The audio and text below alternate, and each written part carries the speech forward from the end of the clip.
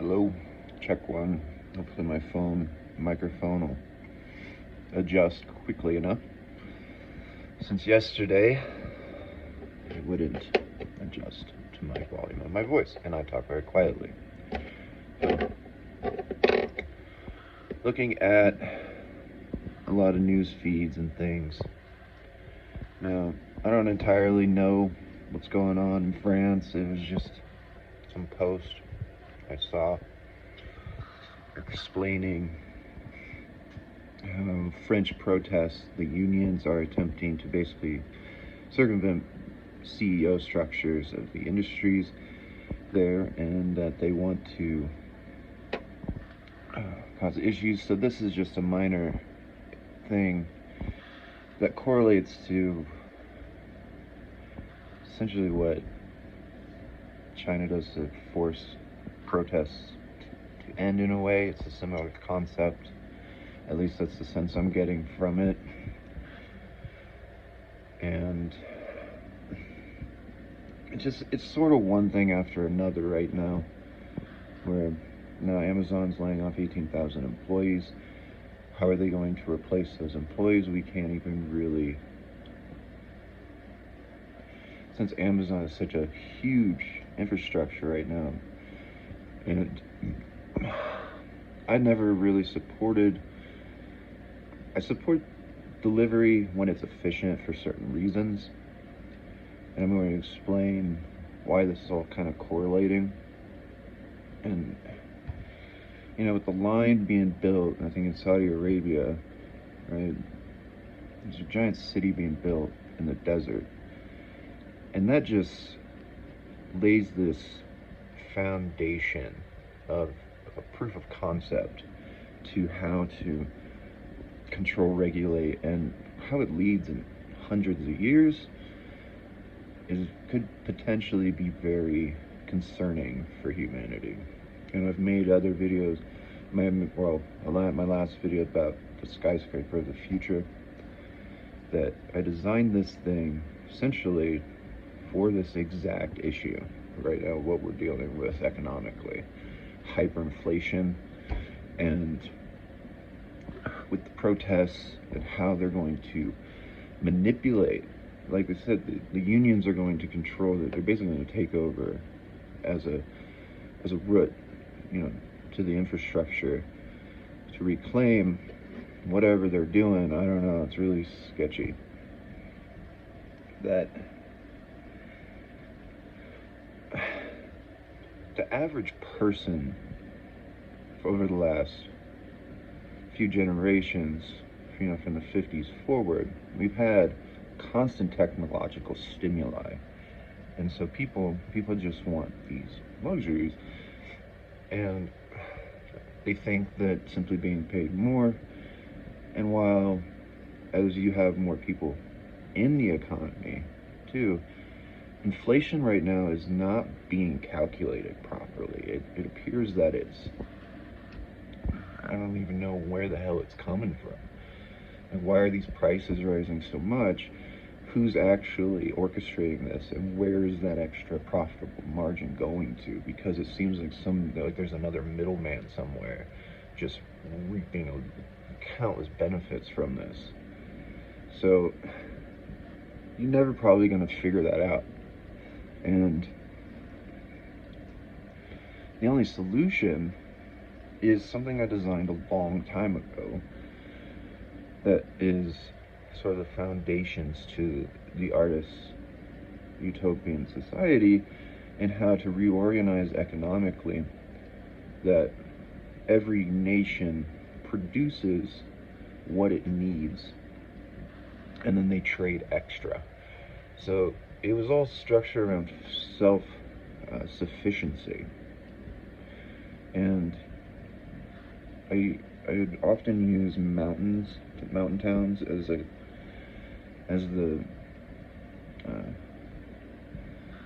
thought experiment, and how those function, and then you just expand that outwardly.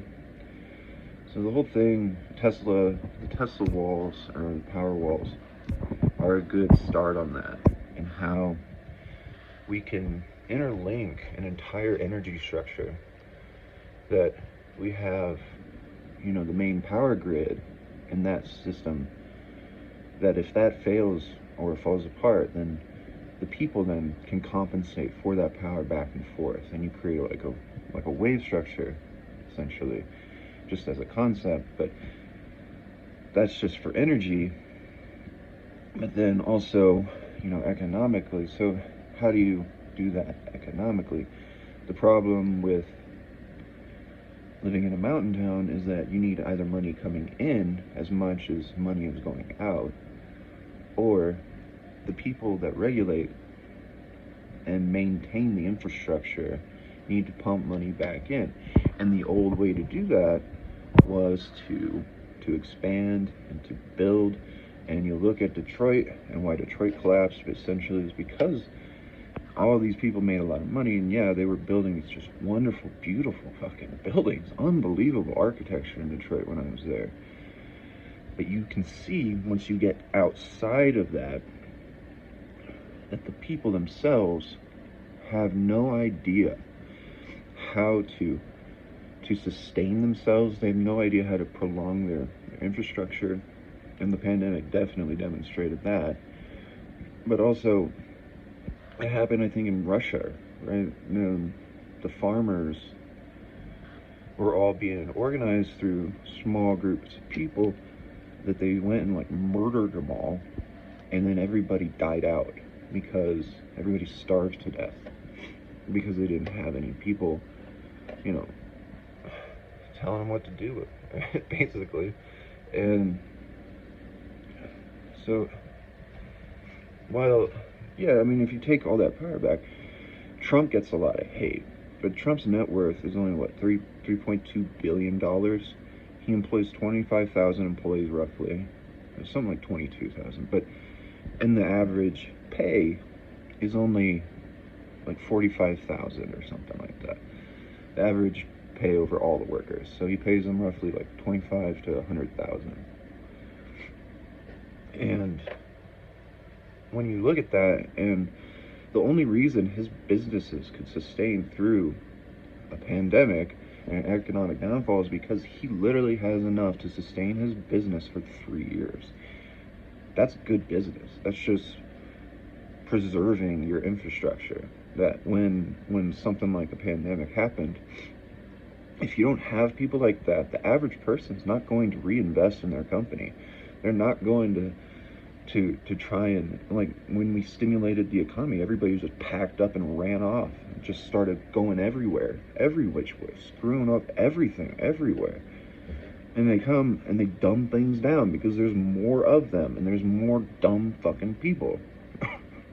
It's blunt, that's how you have to put it. Like, people in democracy, it's a self-collapsing system. I am a true Democrat, don't get me wrong, but at a certain point, you have to understand the paradox of democracy. You have to understand that you are self-destructive, that you are going to unify through simpler and simpler wants and needs. So how do you fight that right now? When we have people, essentially in France, who, yeah, they're protesting, great. But this, too, shutting down electricity, taking over the infrastructure, can lead to civil war. And the people most likely have no clue how to continue the infrastructure.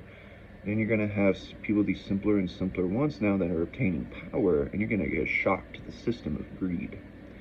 And that is just even worse. So the only way to really fix it, and if we do it right, is, like I said, we need to start focusing on self-sustainability and self-efficiency, right? So, that's the word. I think I'd always use self-sustainability, but I don't know if I use that word properly. So what it means to me is, like, everybody can potentially create what they need to survive, but you can't always do that in a place that's so historical like France, and a lot of, like, Paris, you know, it's all tight and designed around people expanding 400 years ago. So, you know, that doesn't work today. How do you build these these infrastructures, these skyscrapers, essentially, that use their weaknesses as a strength, to where we can still produce what we need that will destroy inflation and trade what's extra. So then you start to really reinvest in culture. And so what cultures have that's extra, there's always this other issue too. Is I watched this documentary about soy sauce, and soy sauce is a really good example. And because there's so many kinds of soy sauce, that you have an artisanship in Japan, this company that's been making it for hundreds of years, using these giant bamboo vats, making it the exact traditional way. But it's only a few guys making it, and they make a ton of this stuff, but it costs a fortune. It costs like $100 or something for a bottle of soy sauce. That people want that culture, but now you're exploiting that for profitable gain, and you're really just hurting everything in general by doing that. And you can look at that and know that, yeah, there's easier ways to mass produce this soy sauce. Why is the artisanship costing so much more? And so you're left with that balance. Like, if you either produce too much or you have too much diversification of a product, like that grocery store in Detroit, they had too much diversity of products, that everything was too expensive, and they weren't making any profits. They weren't reinvesting the profits in their grocery stores. And this grocery store was right down the road from university, from various schools, and right from the Detroit Institute. You know, it's right there by Wayne State. And then this place looks like a 30, 40-year-old grocery store that's never changed whatsoever. And they're having to sell rotten food because they over-diversified their products, for one thing. And they're not reinvesting. And then you have the same issue too, like our grocery store here, that they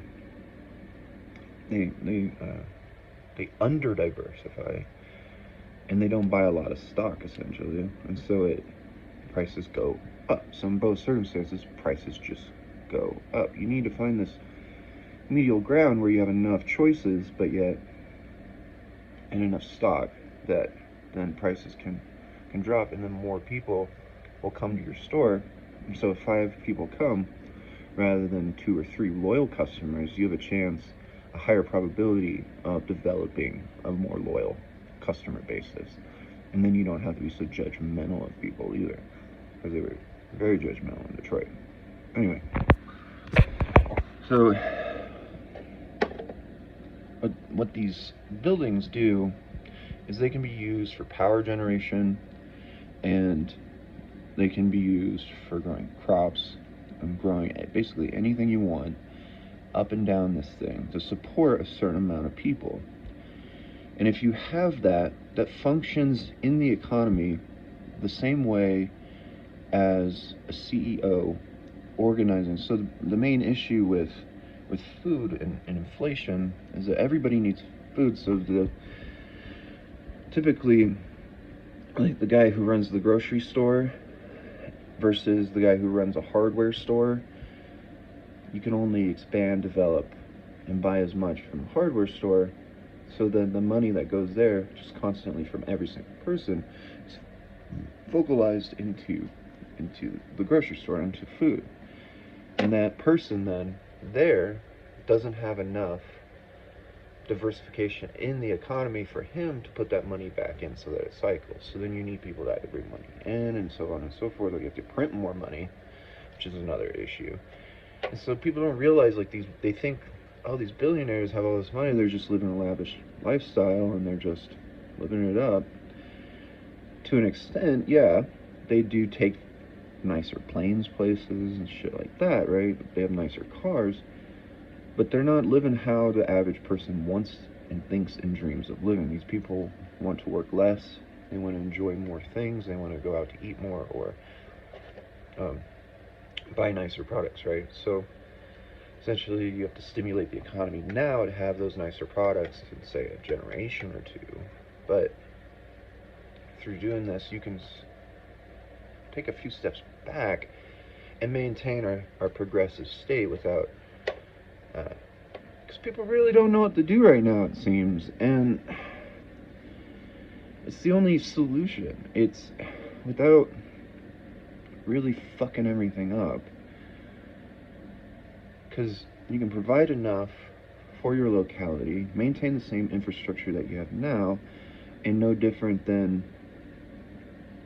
like I said, with restructuring electricity, like how if some person can provide just enough here too, and then you have all the public doing that just as much as with the main infrastructure, they can work in tandem off of one another. So producing that much more food, we can send that other places, providing jobs, maintaining distribution networks, which will also, if distribution networks collapse, you're not going to die living in a mountain town because there's no food anywhere. And then we've already liquidated the wildlife populace, so it's like, so I've been telling people we need as many deers, no wolves. They want there's a law or a bill or something. They wanted to release wolves back into the forest. You want to bring terror back into the forest? What you need to do is have more deer and bunny rabbits. We need more mice, rabbits, deer, elk, everywhere. We need tens and tens of thousands of these things. And anyway, I know I'm kind of rambling off energetically, but there's a lot to get out. Try to explain. 16 minutes? Seriously? Fuck. I gotta paint today. I'm gonna go. That's why I wanted to get this all out really quick, so I could go get my food for the day, and I'm gonna come back and paint all day. But if you want to help, that's pretty much how you can do it, because using these buildings, you can create almost any product anywhere that you need. The only problem is if we implement it right now, which we have to, essentially, to combat what's happening in Saudi Arabia, because we have to do that. And the only problem is population stimulus, growing populations, and building supplies and stuff like that. I already have other solutions for that, and I have solutions for fucking everything. It's just busy brain, man. I have a busy brain. Made really good coffee, apparently. I just got an energy surge. And I'm gonna just have to think about it more again, go back into it, and how we can try to implement this sort of stuff. Another issue with that is that it's so successful, so stimulating to an economy, that now we're focusing on where we get other natural resources and stuff and trying to compensate for that. You have a increase in man hours because of what people can do. We're at the brink of fusion, right? So all of our stockpiled trash is now a huge natural resource that we can just go back over, take, and refabricate. So imagine the last 100 years and another 100 years of that. So that's there that you can do, and it's plenty of people jobs. Nobody wants to be digging in dumps and stuff, but that's not turning into compost. It's not stimulating the environment. That's more of a stockpile of resources at this point. All those plastic bags and stuff, all that plastic, it's all just molecules waiting to be rearranged. And so that's great, but on the other hand, like I said, population growth. And what comes with population growth? Abnormalities in societal moral fiber, right? So you start having the issue of too much diversification of the human brain, where we might end up repeating, because I don't even want to get into that argument right now. I got my point across, pretty much. Trying to correlate between the protests and how they're trying to views of the protests in France, what's happening with the line, and what that means for society, and then the correlation between that and hyperinflation and foreign investment and policies. See, it's like we're sharing foreign investment. We should be sharing culture, which is very limiting in power. You can't emphasize power through cultural change, because that is, they just run into each other. But then you can still enjoy it and exchange and experience other people. While now what we're doing instead of that is we're using that cultural corruption, though, fiscally, to exchange economically, and it's corrupting and destroying each other's system and destroying each other's cultures, and we just created a fucking war over it. It's an economic war, is what it is. Gotta go.